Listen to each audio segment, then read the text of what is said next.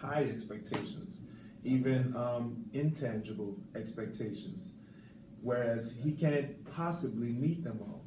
And I just want to bring you in to try kind of get a feel of what is it that you expect from. What does that mean? Expectations he can't meet. I've made my expectations fairly clear. There's a certain way that a young man should behave. There's a certain way that a young man should carry himself, particularly in these very important high school years. And if he behaves the right way now, that's going to carry him forward into the future. It's going to be good for him later on. It's going to be good in college. It's going to be good in work. It's going to be good in his family life later on. I've been very clear about all that. And that sounds good. And then it should be working. Why isn't this working? I really think a lot of your expectations are really just contradictory with each other. Such as me playing every sport, yet having to meet at 4.0. But don't you want to be perfect? 3.9 would be good too. It seems like he wants you to be a perfect child. Is that something that is too much? Yeah. Athletics will get you your scholarship. Good academic habits will help you keep your scholarship. That scholarship will get you your education. That education will get you your future job. You can't slip up. It sounds like you have his life planned out. If he sticks to this plan, I don't know if I'd say that exactly. I'm just saying that it's important that he look ahead. Mm-hmm. Okay, Matt, are you looking ahead? I am looking ahead, but the time right now, it is extremely difficult to meet these standards, these expectations. Mm-hmm. And so I suppose your preferred alternative would be, if I didn't hold you to a certain standard, athletically, academically, socially. What would that look like? What do you think would be the outcome? What's a diplomatic way of saying what that would look like? It would look like slacking. And That's what it would look like. And how would you feel if he were to slack? How would you feel as a dad? He is. That's why he's here. That's why my understanding is that you've called me in. Okay. Not yet. No, that's not true. You're not a slacker. I know that. But it's you're slipping in some areas, and that's concerning to me. I'll reword that. Okay. Did you hear what he said? He says you're a slacker, and he just wished that you would pull your bootstraps up and meet these expectations because they're good for you in the long run. How does that make you feel? Not good enough. Not good enough. Yeah. You are good enough. That's why it's frustrating when you slip. I know you can do it. You've done it before. You were fine all through junior high. You were fine your first year of high school. It's only recently. Mm-hmm. But high school, junior year, senior year is a completely different thing. How so? It's more academically rigorous. Can you put yourself in your father's shoes? I want you to imagine that you have a son and you have all these expectations that your dad does.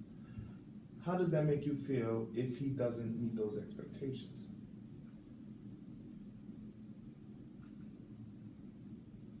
Bad in one sense, but depending on if the expectations are granted, that they actually were good expectations, and So then what, I'm unfair? Hold on, give us a second. I would say if they're good expectations, they're warranted, but if they're not good expectations, it's not fair to the child. Okay, Brian. So then you say I'm unfair. No, hold on. You're Matt. Now, Matt, I want you to give Ryan the expectations that he gives you. Talk to him like he's your 16-year-old son, and give him kind of the same feel that you get when he expects you to do well. You're gonna have to make a 4.0. You're gonna have to run state in every single sport. Not all of them. First place in every single sport. While maintaining a 4.0, while having a social atmosphere that is worth having. Now, how does that make you feel Like to hear that? Like I have a lot of work to do. That's an important lesson to learn. Mm-hmm. It's an important lesson to learn early. How many of your classmates are going to go to college and their first year they're going to flunk out because they were not prepared, because they're not affirmed stuff? Let's stay there. If he flunks out, is he not your son? Of course he's my son. If he, Because he's my son is why I don't want him to flunk out. but does that change the relationship between you guys? I'd be disappointed, but I don't expect to be disappointed. You don't expect to be disappointed. No. What do you expect? Success for him to succeed, which he will. If he sticks to, If he prepares himself, if he applies himself, if you apply yourself. I wanna explore your fears. What's your worst case scenario in his outcomes? If he doesn't meet a 4.0, let's say he slacks down to 2.0. I feel like the sarcastic answer is homelessness, but more grounded, just not having all of the options available to him that he would, if he does, maintain that. No, you're perfect parent. So Okay. how was your upbringing? Looser. And Loose? I feel that caused me many problems. So your dad wasn't as stringent? I don't want to say stringent. He wasn't as expecting. My father certainly, my mother in different ways. They expected things. I was held to a high standard, but I was allowed to get away with a lot.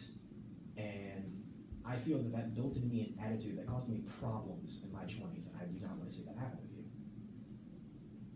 So you're trying, it seems to me from what you just said that you had a looser home life as you wanted more stringent. You wanted more. Well, not at the time. I get that. No teenager wants to be told you have to jump through all these hoops and do all of these things. I'm telling you it's important. And you have no Trust me. choice.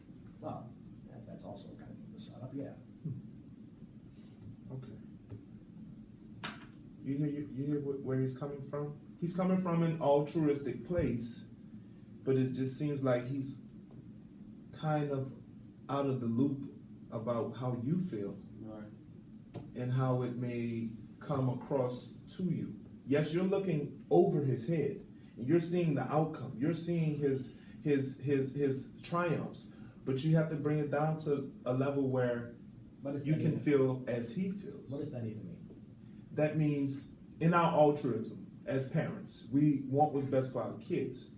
But if it's causing them significant distress, then what is it good for? You've never heard that pain builds character? It does. Yes, it does. And that's good. Matt, I'm going to speak to your dad. I'm going to ask him to come in again on next week, okay? Because I think that we should, I like this between you guys. Because you guys have a lot of, I don't want to say issues, but you have a clash. You're clashing.